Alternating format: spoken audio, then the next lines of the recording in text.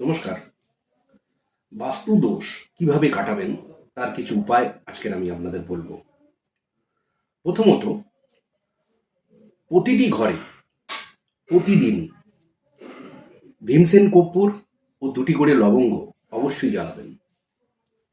দ্বিতীয় পয়েন্ট, প্রতিদিন সন্ধেবেলায় শাঁখ এবং গঙ্গাজল অবশ্যই ছেটাবেন বাড়িতে। তৃতীয়, ঘরের মধ্যে এই 3টে জিনিস বা 4টে জিনিস অবশ্যই রাখবেন। এক হচ্ছে ক্রিস্টালের শ্রীযন্ত্রম, 2 দক্ষিণাবর্ত শঙ্খ, 3 পারদের শিবলিঙ্গ, 4 হচ্ছে আপনার কিছু পরিমাণ হলুদ সর্ষে বা বাস্তু দোষ নিবারণ যন্ত্র। ঠিক আছে? তো এই যে 4-5টি জিনিস বাড়িতে অবশ্যই রাখবেন। এবার ফোর্থ যেটা আসছে সেটা হচ্ছে কি, বাড়িতে প্রতিটি ঘরে ফিটকিরি গুঁড়ো আর রক সল্টের গুঁড়ো একত্রিতভাবে একটি কাঁচের বাটিতে অবশ্যই রেখে দেবেন।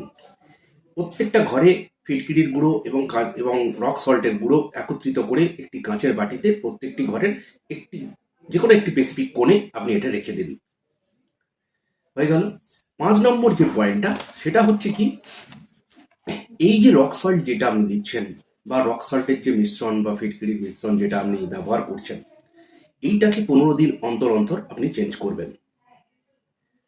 লাস্ট পয়েন্ট যেটা হচ্ছে, যখনই ঘর পুঁজবেন তখনই ফিটকিরির গুঁড়ো আর আপনার ডেলা লবণের গুঁড়ো একত্রিত করে একটি মিশ্রণ বানাবেন। ওই মিশ্রণটা দিয়ে ঘর পচার জলে মিশ্রণটা 1 চামচ দেবেন, দিয়ে ঘরটা পুঁজবেন।